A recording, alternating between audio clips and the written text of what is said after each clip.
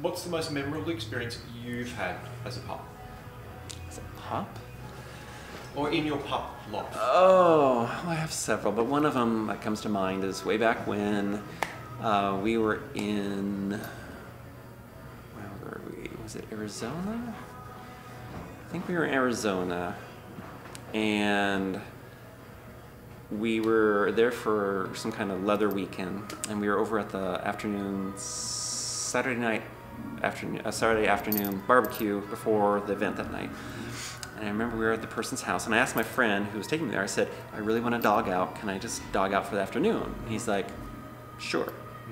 And I said, is it going to weird people out? He's like, whatever. And I said, okay. So we got there, and they happen to have a real dog there. And so I dogged out, and me and the dog interacted, and I just remember, I got into the trash can. They were cooking in the kitchen. I was like, ooh, that smells good. I wonder, what is that? And they were swatting me away, and got into the trash can because something smelled good. And they were, I just remember I just kind of went in that space, and I was just having a good, and I was jumping up people, and I was excited to see them and everything. And I just remember that night, Shan Carr was a comedian, and she was doing a little skit, and she mentioned. Oh, really? She was like, and here I am, at this barbecue, and this human pups getting out. Anyway, she mentioned the different incident stuff, and I was like, that's me! And then everybody looked at me and went, oh. Anyway, that was just a fond memory, because it's just, I was able to let go, nobody weirded out, I was having a good time. And you were in a space that was safe for you to enjoy myself. And a touching moment, though, so for me, a really touching moment, and this is kind of a ripple effect, was I think it was 2 years ago at Wolf Camp. I had a guy in a wheelchair come up and said, I would really like to get involved, but I don't know how to do, what can I do? And I said, well, would you mind being a handler? I really need some handlers in the mush. And he's like, well, I don't know what to do. I said, well, all you have to do is just kind of interact and play with a little bit, and just keep an eye, make sure they need water, if they need help, or flag me down or whatever. And so he kind of did that, and then I went off and did my function. And then later on, I had the security guard, and my volunteer security guard said, they told me the story, and I made me cry. It was awesome. That there was a new pup, the guy brand new to the scene. He was scared, he didn't know what to do, and so he hooked him up with the guy in the wheelchair. And he said it was the most magical, watching those two interact, just, here's a guy who didn't think he could do anything in the community because he was in a wheelchair, and here's a brand new person pup who didn't think he could have fun.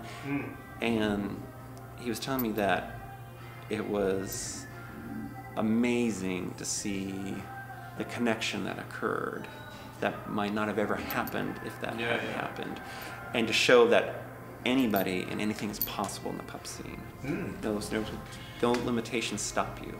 And only recently I've had a disabled pup contact me saying, how do we get together? And I think that we have to acknowledge that we've got, I know deaf pups, I know pups who are amputees.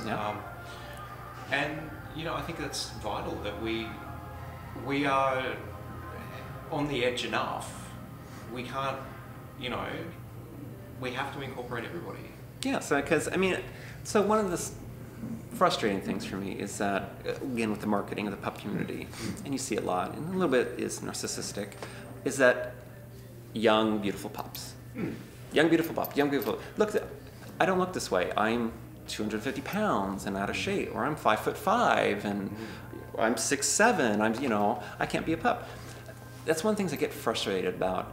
In the earlier years, is very accepting, because there just wasn't a lot of us. And now with it being mass marketed and social media and image, my concern is, like with any other mass media marketing, is we're possibly developing image issues in the pup community. Absolutely. The pup has become a commodity. It is, and it's becoming this young, streamlined, slender in shape, buff pup, and that concerns me, because the community, what I used to love to say about it, is it's not a cookie cutter community. It's all shapes, all sizes, all ethnicities, all genders, it's all accepting. That's what I loved about it. And again, my observations the past few years, it just seems like it's going that route, and I'm just a little concerned about that. There's a lot of whippets, there's not enough St. Bernards. Yes. Or a lot of maybe pit bulls or mastiffs. Well, also here's the thing too: is way back when time rolls, we didn't have gear. Yeah. You know, back then we just had a stick. That was our toy. But it was true back then. We just had the basic gear. You know, hopefully knee pads, hopefully mitts, and that we didn't have hoods. We didn't have collars. We didn't. We just. But what we had is we had the drive and the passion and the acceptance of, oh my God, again, there wasn't a lot of us, and so it was just great to run into somebody else.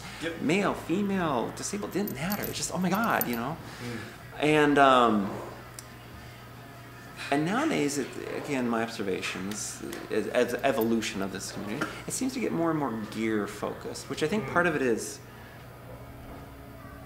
business driven, which makes sense, you know. That's Levi's, hello, pants, everybody wears, you know, blue jeans, so it's an evolution of that. I get it, but at the same time, I get concerns about it because then somebody who's new to the scene thinks that it's mandatory that you have to have a hood and a collar and a tail and everything else to be a pup. You don't. You just have to have the drive and the passion and the willingness to give a bash, have a go. Yeah, I mean, that's really it. So that's why, you know, a lot of the pups out there is, if you think you're a pup or handler, try it, go for it. You don't need this. I just happen to be lucky to have this, but you don't need this. You don't need the hoods. You don't need the gear. You just need you. You just need that heart. Yeah. Where do you see the pup scene in the next 10 years? Exploding. Where do I see it? Continuing to grow. I think it will peak out at some point, just like any fad trend, it'll peak out. I really think cosplay superheroes is the next trend that's coming down the line that's gonna maybe take over puppy. You know, that'll be the next big thing. I really see that. Where from here? I actually don't know. I mean, it's an like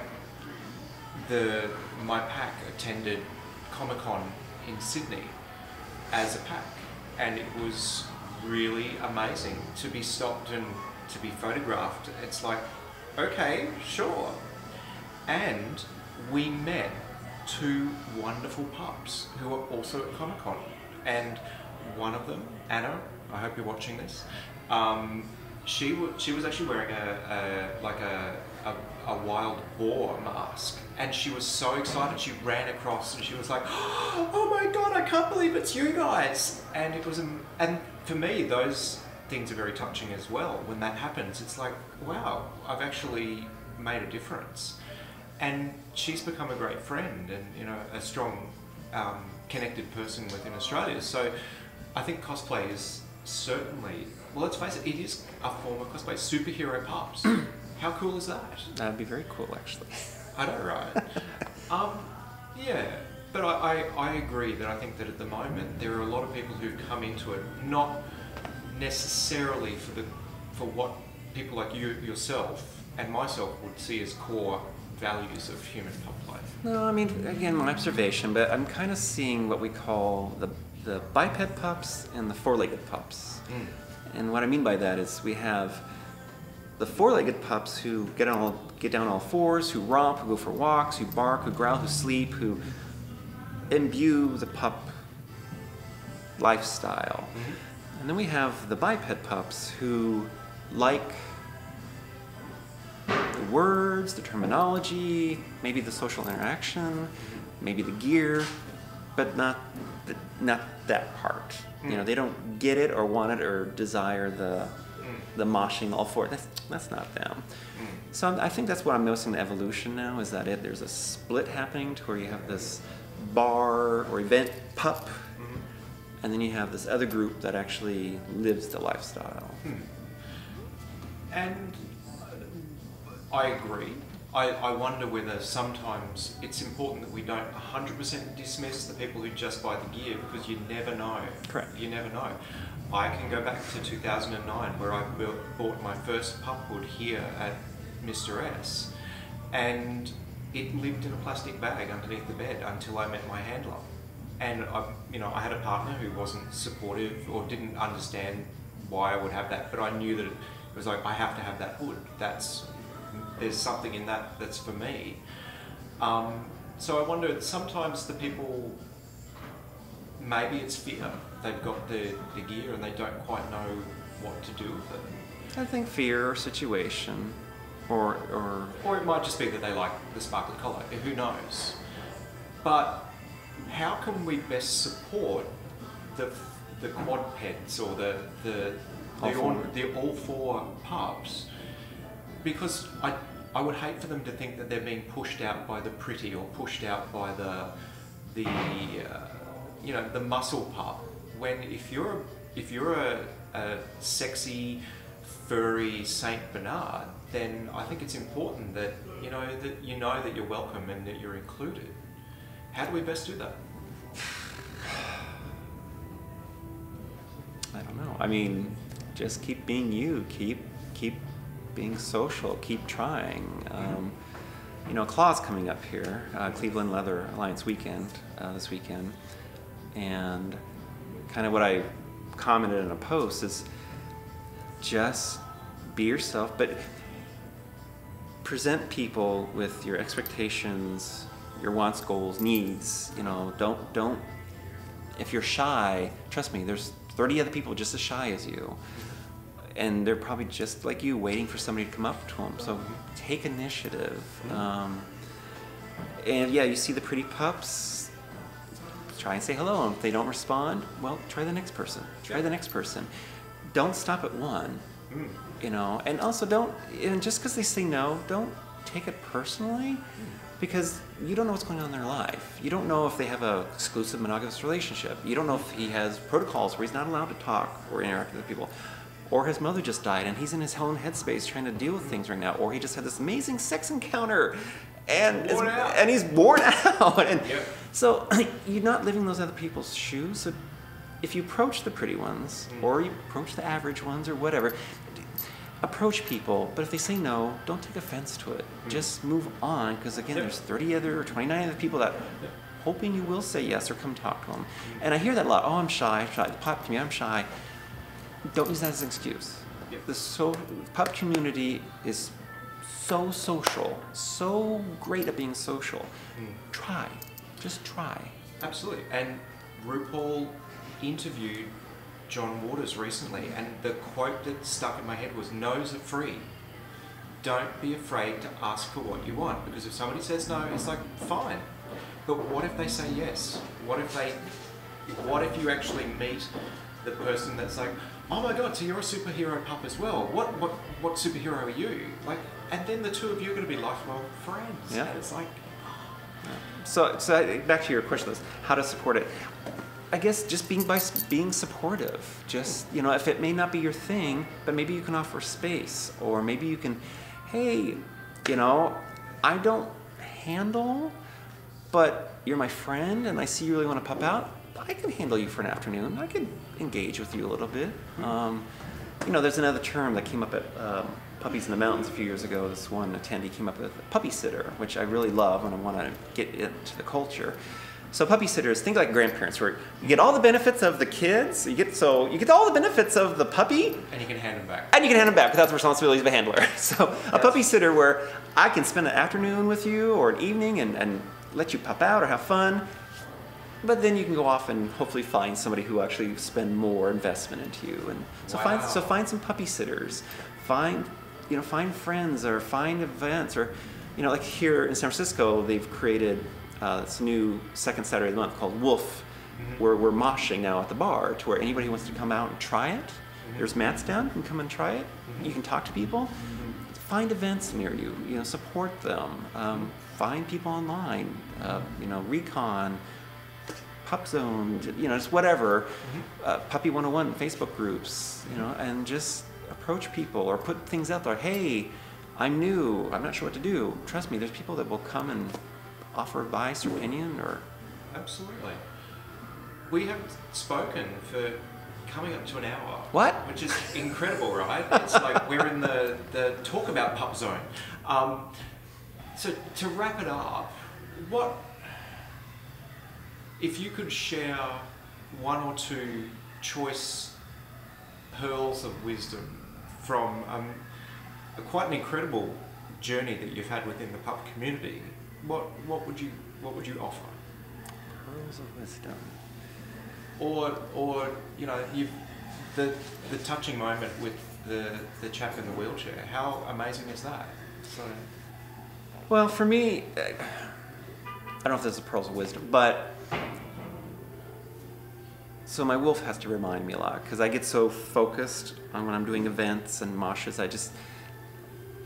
I'm one of those people, I'm kind of Julie, the cruise director, where I want to make sure everyone has a good time. I pour my heart and soul. I want to make sure everyone has a good time. Mm-hmm. That I burn myself out a lot, and then I wonder if I did anything. Mm. And so my wolf has to remind me that the ripple effect is that, believe it or not, your act of kindness, your one person you approached to educate, guide, or whatever, makes a difference. So that would be one of my pearls of wisdom is you make a difference. Mm-hmm. Believe it or not, you may not see it, but your simple act of engaging in human kindness to somebody and answering a question, lending a hand, showing up at an event, supporting your pup community makes a difference. You make a difference. That ripple effect happens. You may not know it, and trust me, a lot of times I didn't know it until I go to an event or somebody sends me an email, and I've posted some of the emails on the Wolf Camp site, but that made me cry that I had no idea that my little gesture made such a world difference to them. And so that would be is you make a difference. Cool. Do something. And I have to be very thankful for this is being recorded in the middle of the Mr. S showroom, right? And Mr. S has been very supportive of the pup community. So, you know, thanks to Mr. S for allowing us to be able to use this space. Is there any exciting new things that, like, I'm super excited about the new neoprene hood. That's great. The new neoprene hood came out, and I had a feeling that they were going to blow up the internet with it, and they did. There are some things coming down the line. I can't talk about it, but there's some things coming down the line. Awesome. So keep your ears up, your eyes open. Now, I know that you've said that you're taking a slightly more back burner position, but I don't believe that for a minute. So how can, if a pup wanted to speak with you, or if a pup wanted to contact with you, what's the best way that they could do that?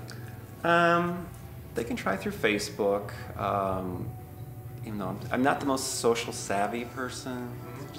I just discovered like messages from 6 months ago on Facebook. I didn't know I had a second or a separate. Oh, that silly hidden. I had no idea about this hidden thing and all of these messages. Ugh, I'm trying to answer all of them.